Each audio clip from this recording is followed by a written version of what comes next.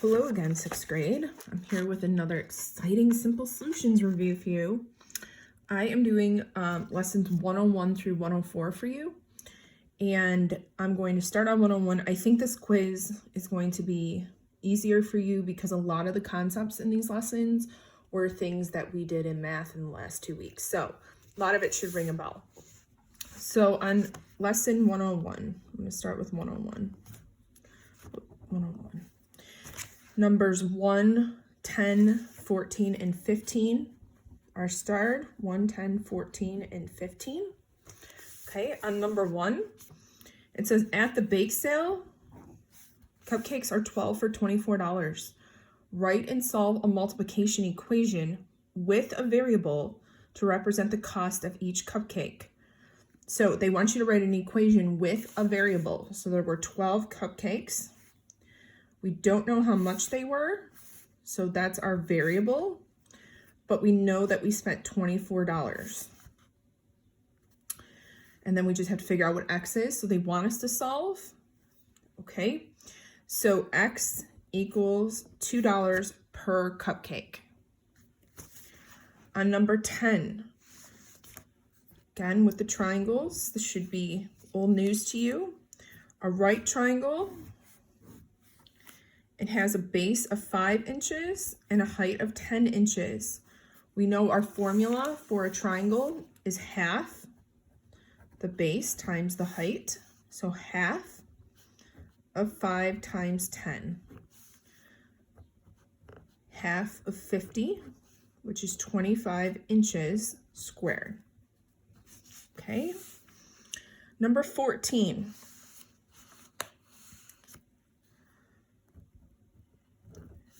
Six puppies eat 18 cups of puppy food per day. At that rate, how much food does one puppy eat per day?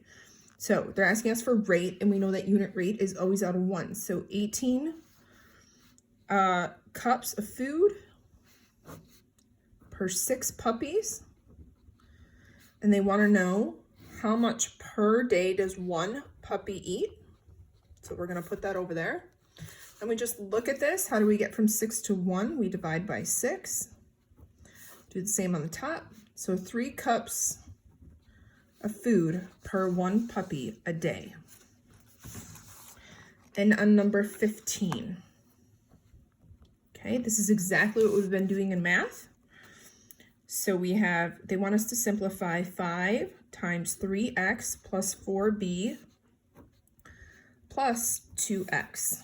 So we're going to distribute this 5. 5 times 3x is 15x. We're going to distribute the 5 over here. 5 times 4b is 20b plus 2x.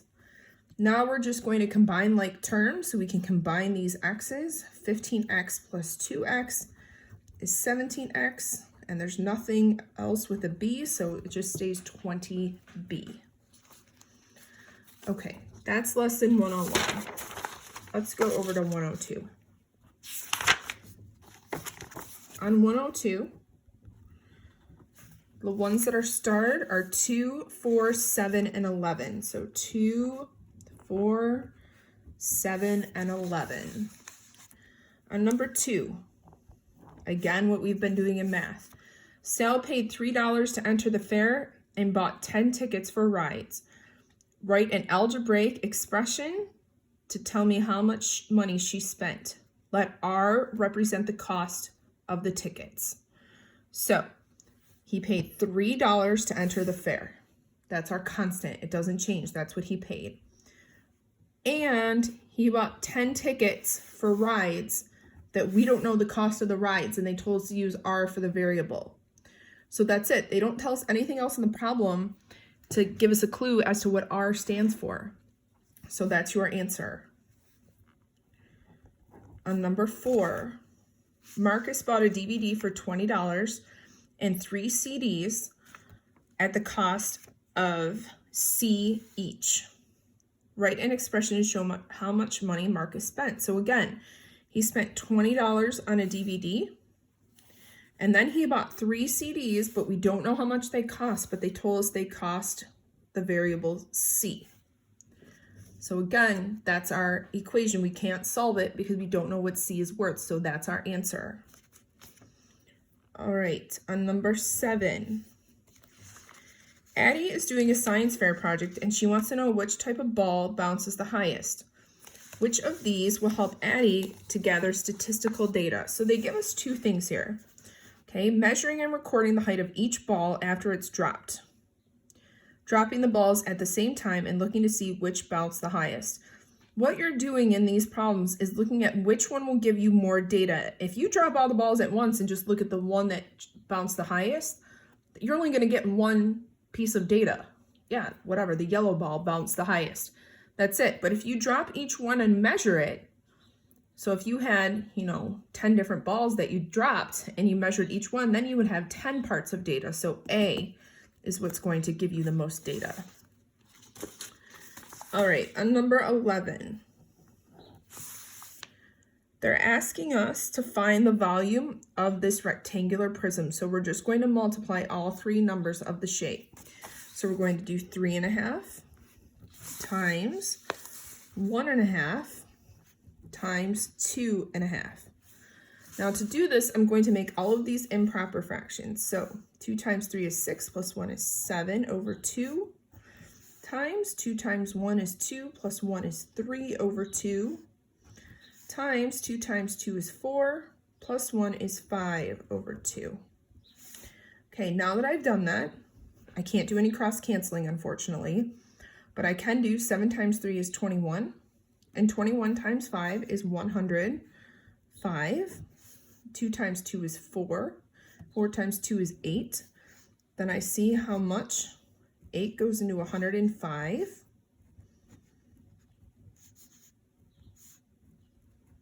Okay, I have a remainder of 1. Okay, so I have 13 and I put my remainder over the 8. So I have 13 1/8 millimeters cubed. So just multiply the 3 numbers.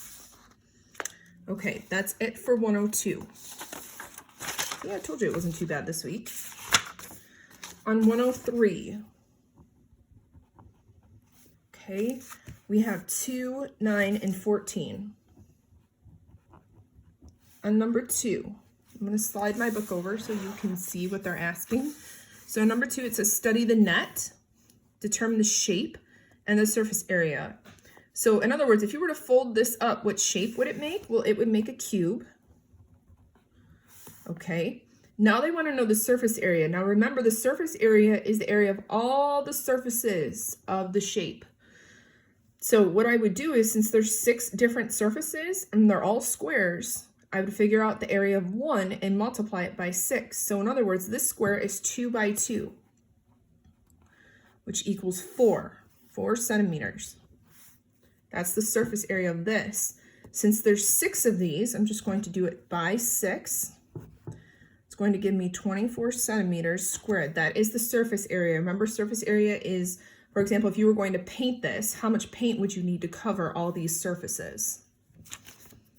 Okay, on number 9, I'm going to slide my book back here. Number 9, Corey's baseball glove weighs 2 ounces less than a pound. Write and solve an equation where C is the weight of Corey's glove. Well, for this one, I just put C equals, and since we know a pound is 16 ounces and his glove weighs less than that, then I'm going to do C equals 16 minus 2, and C equals 14 ounces. That's how much his glove weighs. Number 14. The 6th grade represents 16% of the student's school body. If there are 48 6th graders, how many students attend the school? So we're going to start with our ratio, and they give us a percent, and we know that percent is always out of 100. 16% of the students are 6th graders, okay? And 16% is 48 in that school. 48 students are 6th graders. We don't know how many students are in the whole school. That's what we need to figure out. 16 times something equals 48. Now you can divide 48 by 16. It does go into each other, okay? And it's times 3. So I'm going to do the same thing on the bottom. 100 times 3 equals 300. So X equals 300 students total are in the school. Okay, last lesson.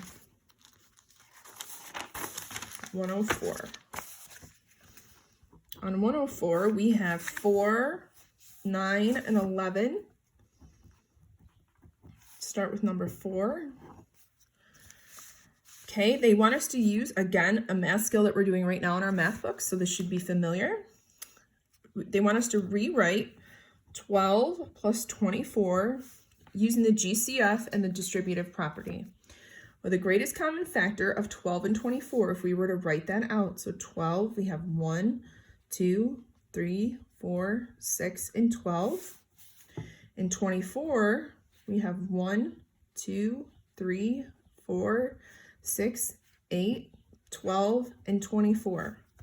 The GCF of these two numbers, the greatest number they have in common is 12. So that's what I'm going to write here. 12 goes into 12. I'm going to put my parentheses. 12 goes into 12 once. And 12 goes into 24 2 times. So 12 parentheses 1 plus 2 is my answer. On number 9. Okay, so they want us to just find table J in the appendix and make a dot plot. So, you guys are pretty good at that. I'm not going to go over it too much, but the appendix is back here. So we have J, right? Find, table J, sorry, not dot plot J. Okay, so we have table J. And basically all they wanted you to do was take the data off this side, right here, the thrill scale, and put it in a dot plot. Okay, so they have 1, 2, 3, 4. 4. Make a dot plot that displays the thrill scale readings. Am I on the, oh, they're all over here too. So 1, 2, 3, 4, 5, 6, 7, 8, 9, 10. So I put 10 dots on 5.